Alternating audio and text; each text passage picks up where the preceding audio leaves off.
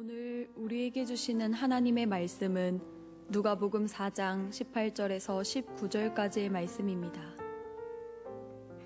주의 성령이 내게 임하셨으니 이는 가난한 자에게 복음을 전하게 하시려고 내게 기름을 부으시고 나를 보내사 포로된 자에게 자유를, 눈먼 자에게 다시 보게 함을 전파하며 눌린 자를 자유롭게 하고 주의 은혜의 해를 전파하게 하려 하심이라 하였더라.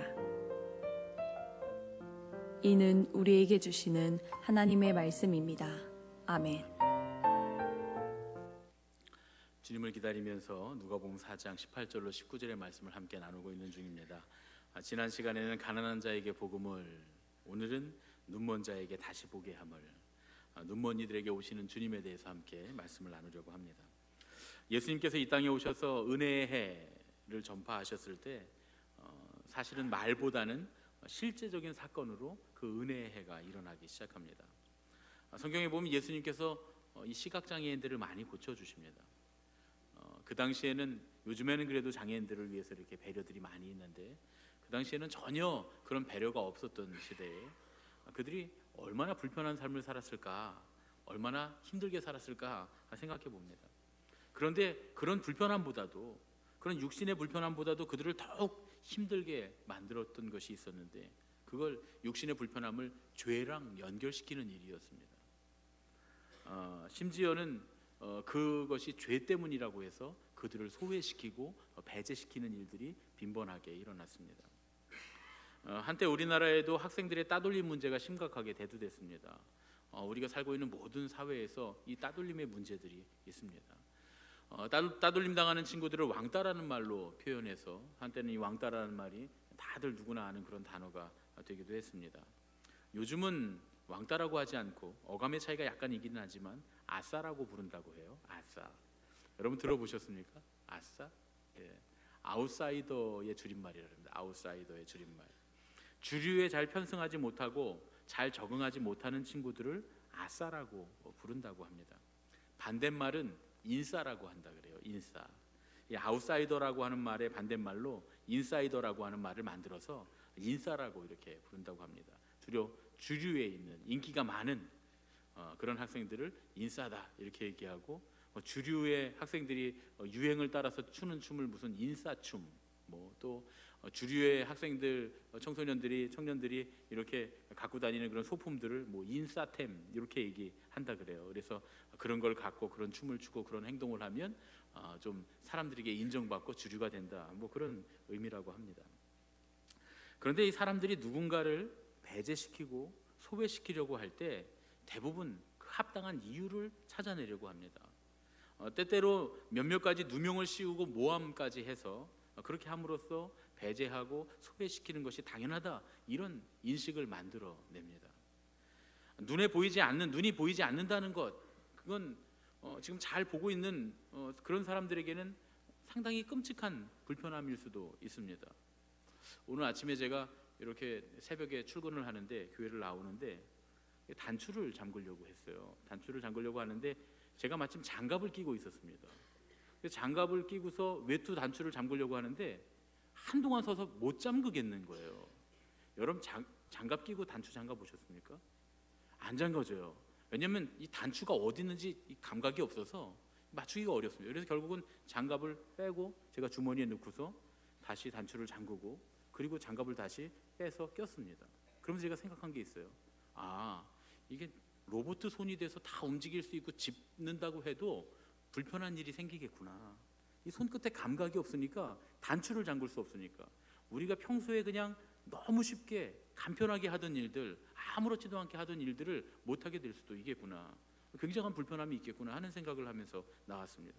그런데 하물며 눈이 보이지 않는다, 보이던 눈이 보이지 않는다, 전혀 보이지 않는다라고 하는 건 우리한테는 정말 어떻게 그럴 수 있지, 어떻게 살 수 있지 하는 끔찍한 불편함이 될 수도 있습니다. 그래서 그 불편을 겪는 사람들과 웬만하면 거리를 두고 싶은 마음이 생길 수도 있어요. 잘 보고 있는 자기들을 그 학생들 말로 인싸라고 생각해, 주류다 이렇게 생각할 수도 있고, 볼 수 없는 사람들을 아싸다, 소외된 사람들이다, 비주류다 이렇게 규정하고 싶을 수도 있을 겁니다. 그런데 그러고 싶은 정도가 아니라 예수님 당시의 사람들은 불편함을 겪고 있는 그들을 죄인으로까지 몰아붙입니다. 그렇게 해서 소외시키고 격리하려고 했습니다. 예수님께서 이 시각장애인을 고쳐주셨다라고 하는 건 단순한 치료의 의미가 아니다, 그런 얘기죠.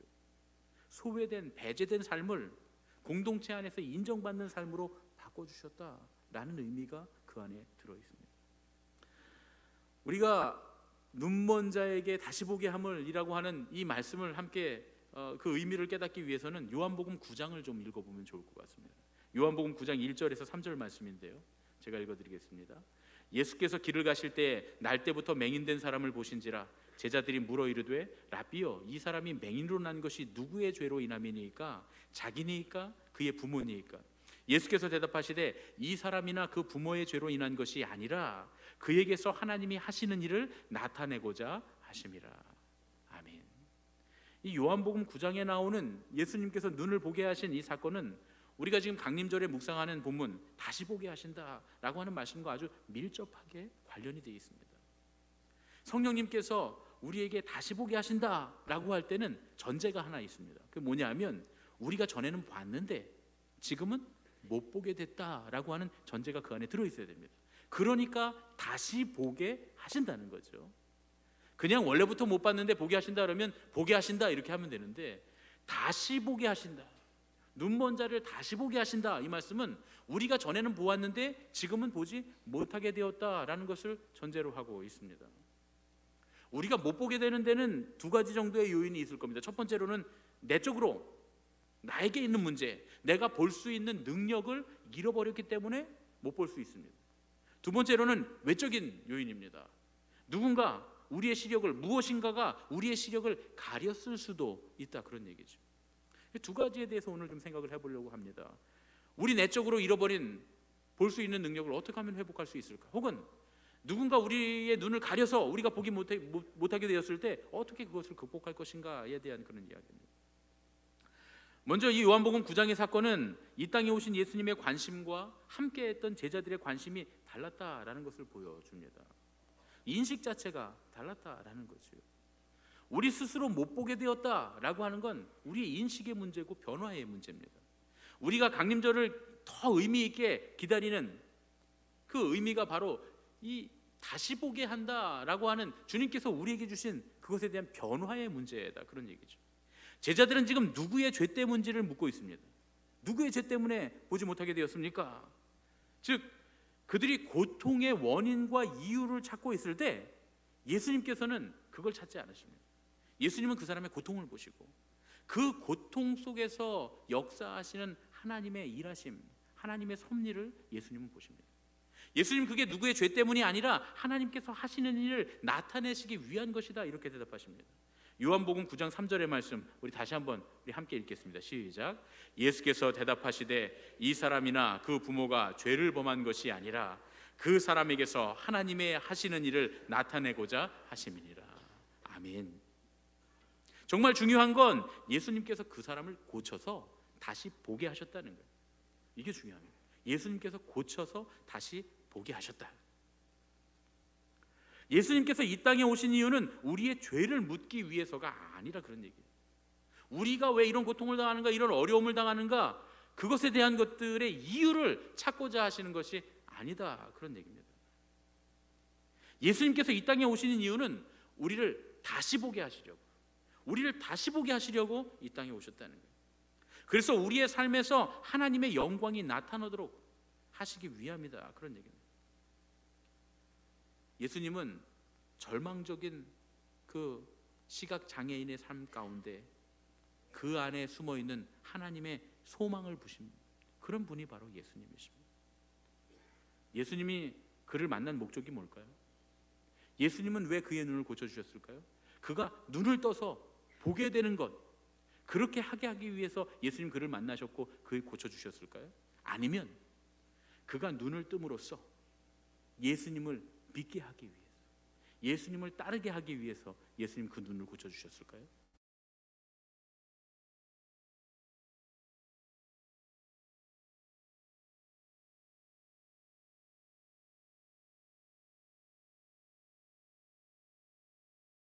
그 나무가 나쁜 나무인지는 그가 맺는 열매를 보면 알 수 있습니다. 예수님의 열매는 확실했습니다. 살렸고 눈을 뜨게 했고 고치셨습니다. 그런데 그들은 그것에 집중하지 않고 안식일에 병을 고치셨다라고 하는데 집중하면서 예수님 트집을 잡습니다. 예수님께서 안식일에 이 사람을 고치신 이유는 뭡니까? 안식일이라고 하는 습관에 매여 있는 이 사람들에게 하나님의 마음을 알게 하시기 위한 것이었습니다. 그래서 기적을 보여주신 겁니다.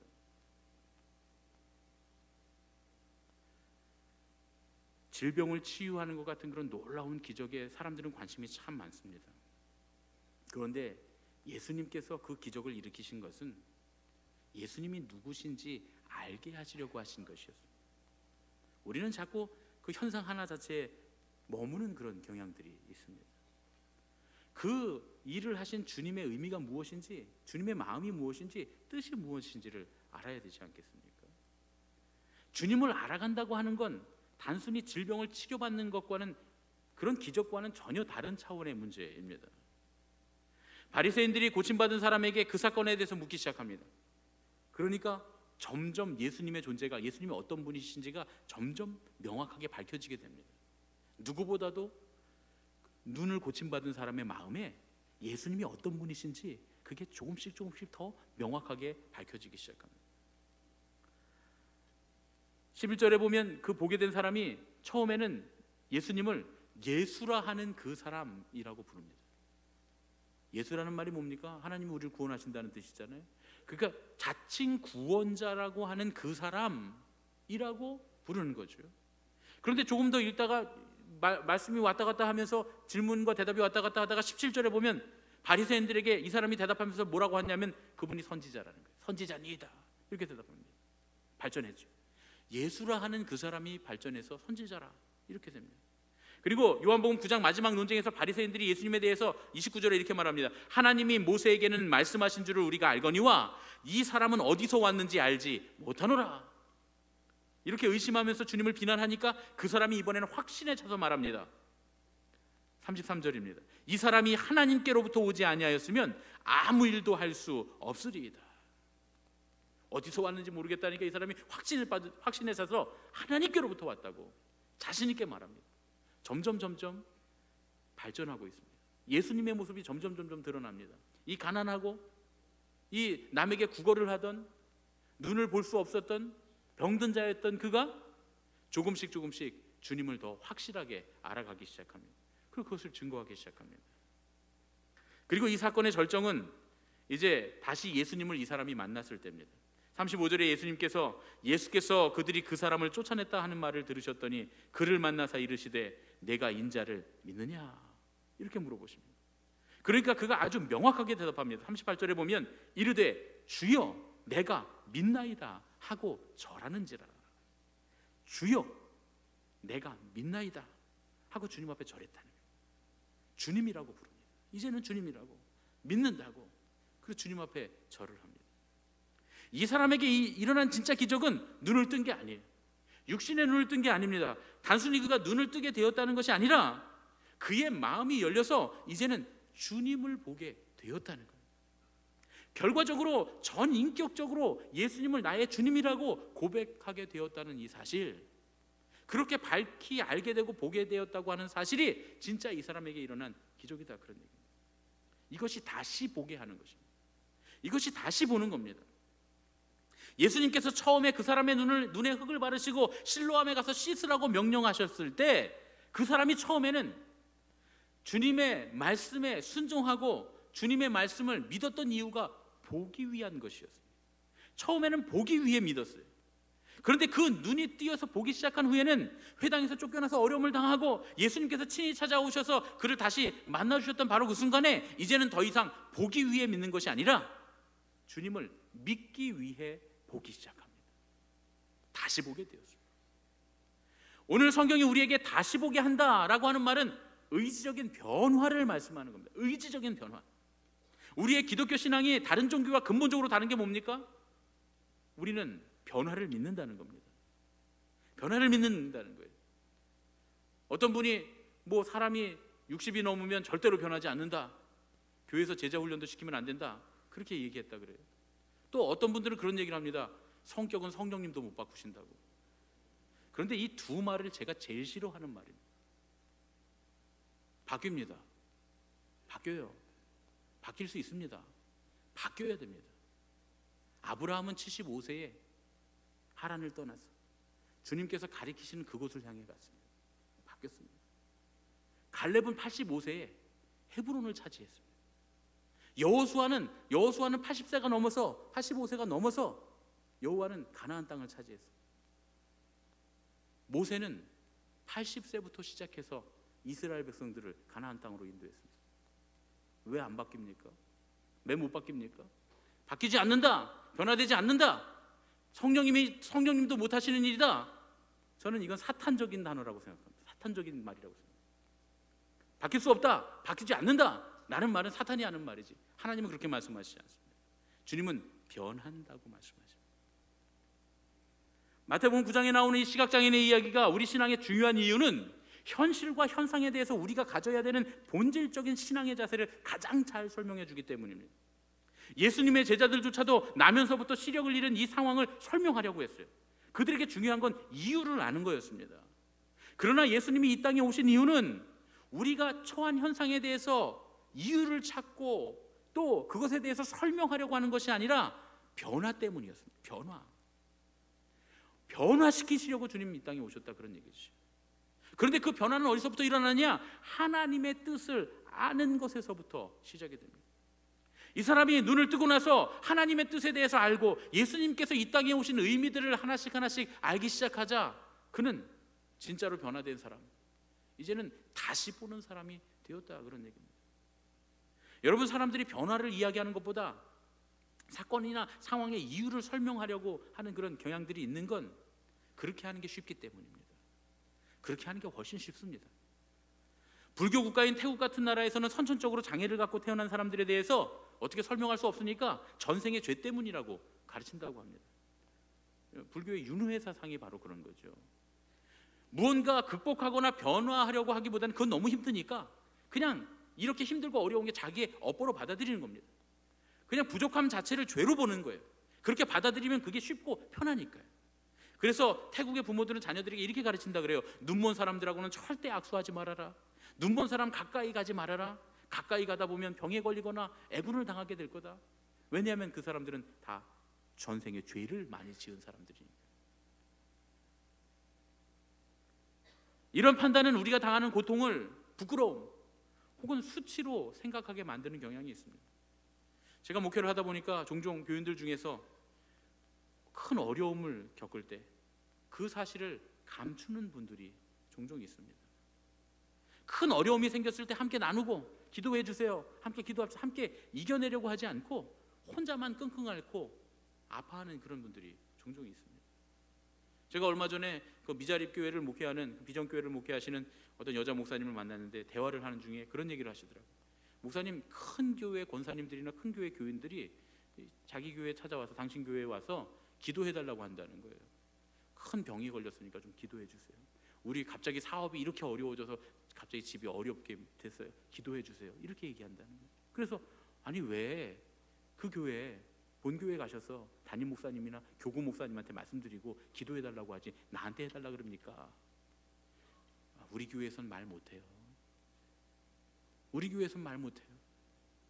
왜 그렇습니까? 두려운 마음이 있으니까.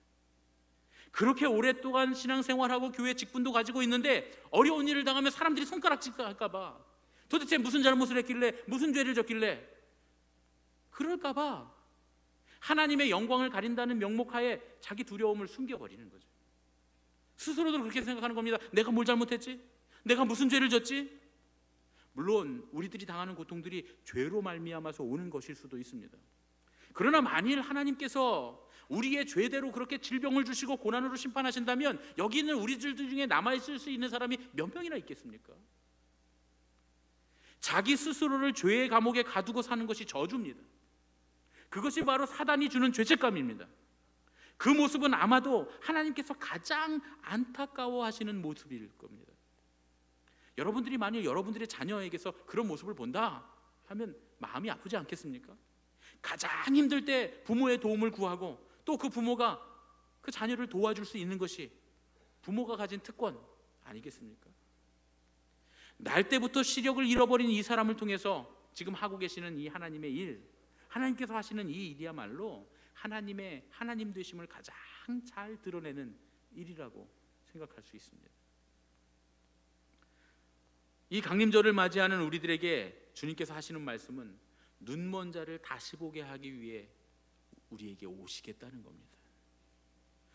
주님께서 우리에게 주시는 말씀은 고통을 당하는 사람들, 장애를 가진 사람들이 자신의 죄 때문이 아니라 오히려 그들의 삶을 통해 하나님 일하시고 하나님의 영광을 나타내시기를 원하신다는 말씀입니다. 여러분, 다시 본다라고 하는 말은 어쩌면 우리들에게 거듭남이라는 말로 표현될 수도 있고 두 번째의 신앙적인 만남이라고 할 수도 있을 겁니다. 그래서 다시 말하면 우리의 신앙은 교회에 왔다 갔다 하면서 교회를 잘 다니느냐 이것이 아니라 주님을 만난 사람으로 내가 다시 살아가고 있느냐가 중요하다, 그런 말씀입니다. 어떤 직분을 갖고 있고 내가 얼마큼 교회에 나오고 얼마큼 많은 예배를 드리고 그런 것이 중요한 게 아니다, 그런 얘기예요.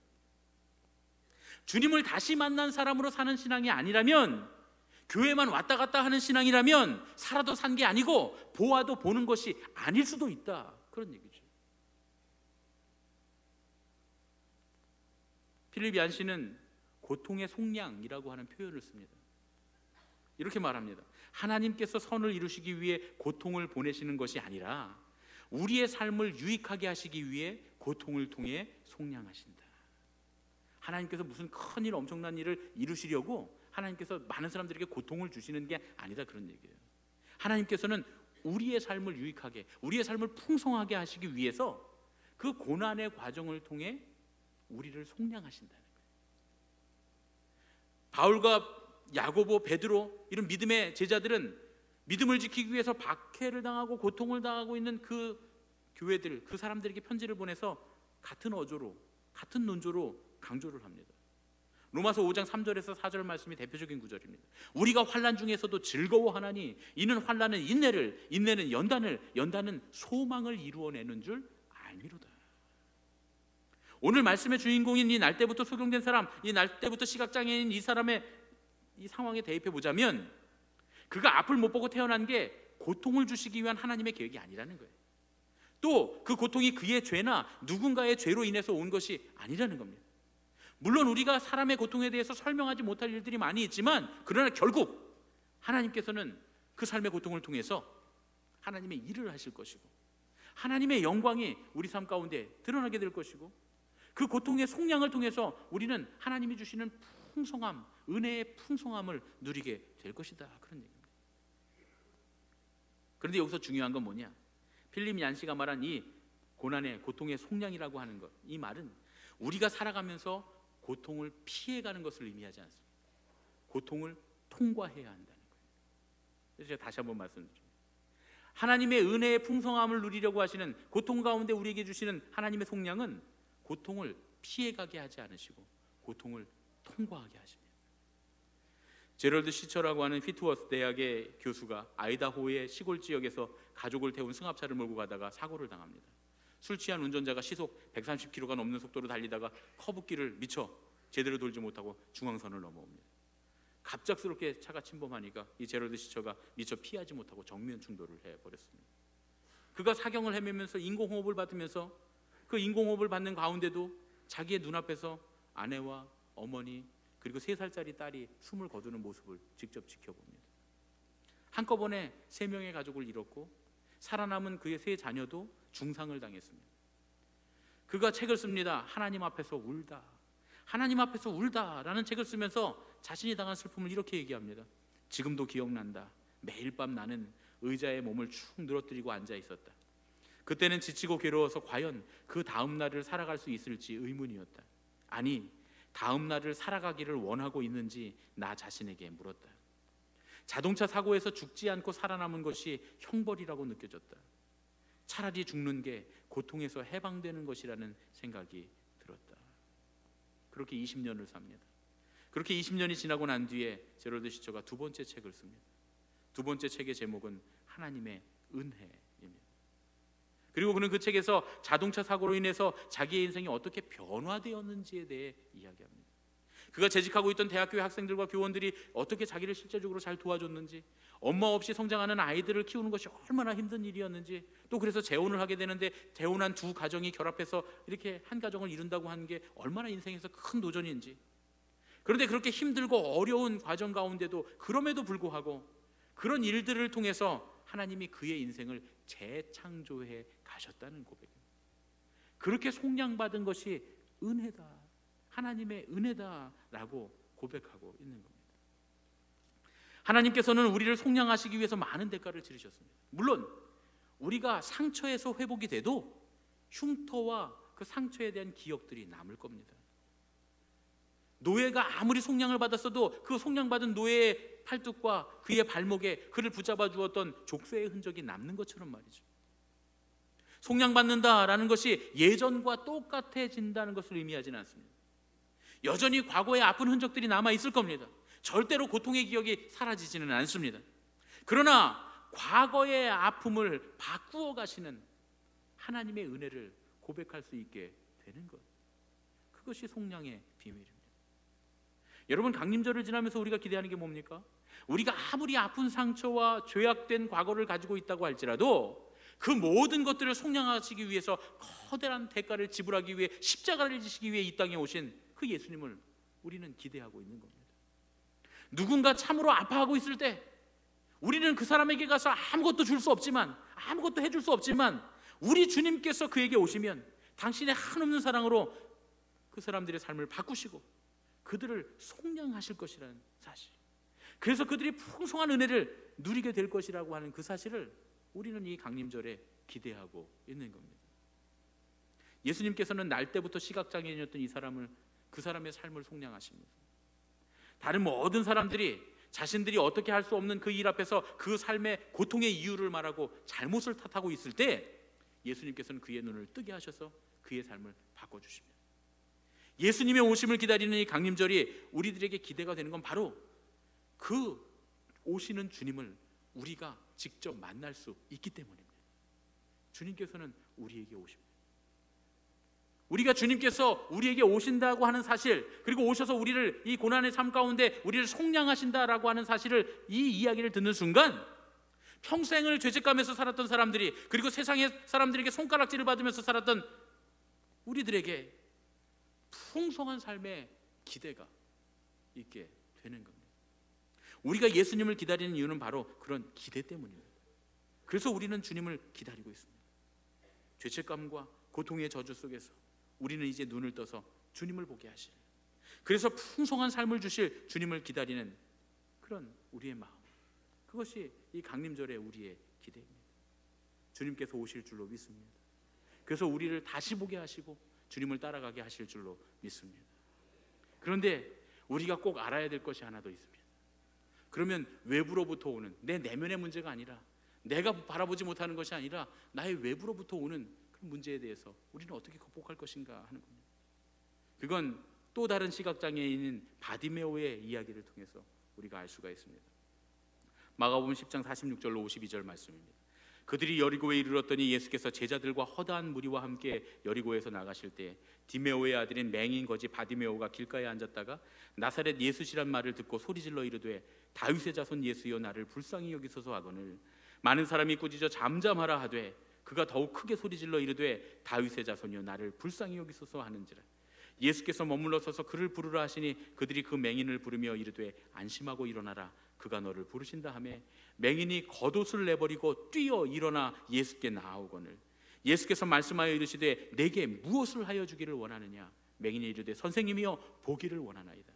예수께서 이르시되 가라 내 믿음이 너를 구원하였느니라 하시니 그가 곧 보게 되어 예수를 길에서 따르니라. 여러분, 우리의 삶이 풍성해지는 명백한 원리가 있습니다. 그런데 누구나 다 그 원리가 있다고 해서 풍성한 삶을 누리는 것은 아닙니다. 그러나 분명한 건 예수님께서 이 땅에 오시는 이유가 우리로 하여금 풍성한 삶을 살게 하시려는 그 이유가 우리로 하여금 풍성한 은혜를 누리게 하시려는 것이다 하는 겁니다. 눈먼 자를 다시 보게 하려고 오시는 주님, 그 주님께서 우리에게, 이 자리에 앉아있는 우리에게 똑같이 물어보십니다. 내게 무엇하여 주기를 원하느냐. 날 때부터 시력이 없었던 이 바디메오가 예수님 앞으로 나아가는 건 어려운 일이었을 겁니다. 그래서 그는 주님께 소리 지릅니다. 다윗의 자손이여 나를 불쌍히 여기소서. 이 다윗의 자손이라고 하는 말은 예수님의 왕 되심을 인정하는 겁니다. 왕이 능력이 있다, 왕의 능력을 인정하는 겁니다. 힘이 있다는 겁니다.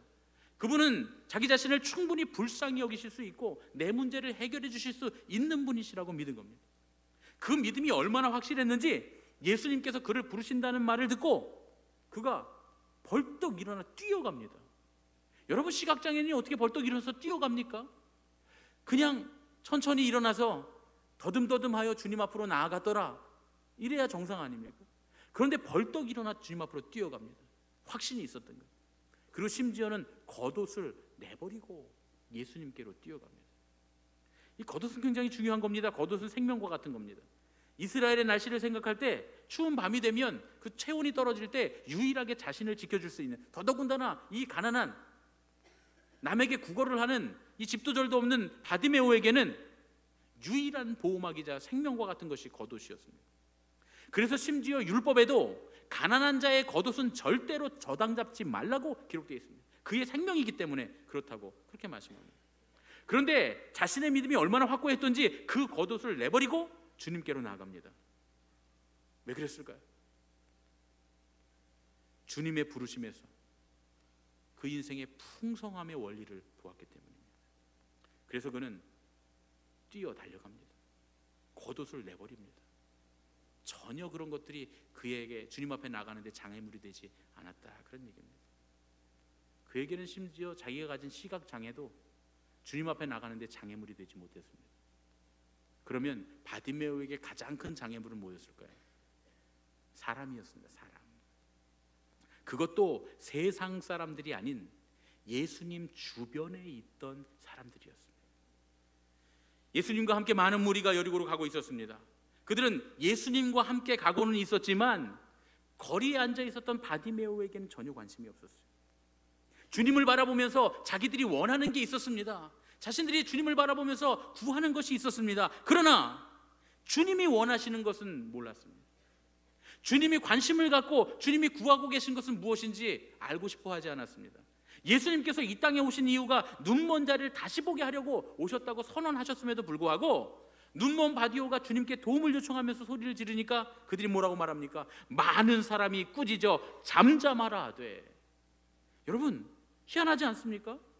예수님 옆에 있었던 몇몇 사람, 한두 사람이 아니라 많은 사람이 소리를 질러서 그를 꾸짖었다는 거예요. 어떻게 그럴 수 있습니까? 그런데 여러분, 우리가 강림절의 의미에 대해서 오늘 뭐라고 말했습니까? 주님을 기대하는 것이라고 제가 말씀드렸습니다. 우리가 아무리 아픈 상처와 죄악된 과거를 가지고 있다 할지라도 그 모든 것을 속량하시기 위해서 커다란 대가를 지불하시기 위해 십자가를 지시기 위해 이 땅에 오시는 예수님, 그 예수님을 기대하자, 이렇게 말했습니다. 또 누군가 우리 이웃 중에, 우리의 가족 중에, 우리의 주변에 있는 사람 중에 참으로 아파하고 고통받고 있을 때 우리는 그들에게 아무것도 줄 수 없지만 우리 주님께서 오시면 그 당신의 한없는 사랑으로 그들의 삶을 바꾸시고 그들을 속량하실 것이라고 하는 그 사실, 그것을 기대하자, 이렇게 얘기했습니다. 누구에게 기대하자고요? 누구에게 기대하자고 했습니까? 예수님께. 강림절을 지나는 우리의 기대는 사람에 대한 기대가 아닙니다. 사람을 기대하지 말고 주님을 기대하자는 거예요. 주님을 바라보면서 부르짖어 기도하자는 거예요. 여러분들을 가로막거나 여러분들에게 상처를 주는, 우리를 가로막거나 우리에게 상처를 주는, 꾸짖어 잠잠하라 하는 그 사람들을 아랑곳하지 말자는 얘기입니다. 바디메오 역시 주님께 나아가는데 사람들에게 거는 기대가 있었다면 틀림없이 실망하고 그 자리에 주저앉았을 겁니다. 얼마든지 좌절할 이유가 충분했습니다. 한두 사람도 아니고 많은 사람들이 그를 꾸짖어서 이야기했다고 말이죠. 그런데 그는 사람들의 말을 듣지 않습니다. 예수님의 말씀만 듣고 예수님의 음성이 나는 곳을 향해 일어나 뛰어갑니다. 겉옷까지 내버리고 즉시로 달려갑니다. 그 결과 그는 상황과 문제와 고통을 넘어서서 주님을 보게 되는, 그리고 주님을 따르게 되는 풍성한 은혜를 누리게 된 줄로 믿습니다. 우리 옆에 계신 분들과 이렇게 인사했으면 좋겠습니다. 주님께 귀를 기울입시다. 그러면 보입니다. 예, 뒤에 잘못 들으셨죠? 주님께 귀를 기울입시다. 그러면 보입니다. 이게 인사입니다. 다시 한번 하겠습니다. 시작. 주님께 귀를 기울입시다. 그러면 보입니다. 할렐루야. 여러분 신기하죠? 주님께 귀를 기울이면 보입니다. 필립 얀시가 하나님 제게 왜 이러세요? 책에서 이렇게 말합니다. 고통이 닥치면 우리는 보청기의 볼륨을 올리게 될 것이고 평소에 들을 수 없었던 중요한 메시지를 들을 수 있게 될 것이다. 여러분, 아무런 소망이 보이지 않는 곳에서 주님의 역사도 주님의 일도 주님의 계획도 어떠한 좋은 것도 보이지 않는 상황에서는 귀를 열어야 하는 겁니다. 시각장애인들이 눈에 보이는 게 없어서 잘 못 보니까 귀가 예민해지지 않습니까? 마찬가지로 우리에게 은혜의 역사들이 보이지 않는다면 우리의 귀를 열어야 합니다. 그 귀로 주님의 음성을 들어야 합니다. 그리고 그 주님의 음성을 향해서 달려나가야 합니다. 그러면 눈이 열리는 역사가 일어나게 됩니다. 그래야 문제와 상황을 뛰어넘어서 주님의 은총을 누리게 되는, 풍성함을 누리게 되는, 주님을 따라가는 역사가 있게 될 줄로 믿습니다. 우리는 귀를 열었으면 좋겠습니다. 주님께서 하시는 말씀이 무엇인가? 사람이 하는 말인가? 주님께서 하시는 말씀인가? 사람의 이야기인가? 주님의 말씀인가? 사람의 욕심인가? 주님께서 원하시는 주님의 소원인가? 여러분 간단하지 않습니까? 그 많은 음성들이 들린다고 할지라도, 수많은 사람들이 꾸짖어 소리 지른다 할지라도 예수님의 음성은 들리지 않습니까? 예수님의 음성은 분명히 들립니다. 아무리 많은 사람들이 아우성을 쳐도 예수님의 말씀을 우리가 구별할 수 있습니다. 그런데 왜 우리는 예수님의 음성에 귀를 닫아두고 사람의 말만 듣습니까? 사람의 생각만 따라갑니까? 예수님의 말씀을 따라가야 우리는 우리를 가로막는 모든 것에서부터 자유하고 극복하고 문제와 상황과 우리의 환경을 뛰어넘어서 주님의 은혜의 풍성함에 들어가게 될 줄로 믿습니다. 주님의 말씀을 따라가는 저와 여러분 되기를 예수님의 이름으로 축원합니다.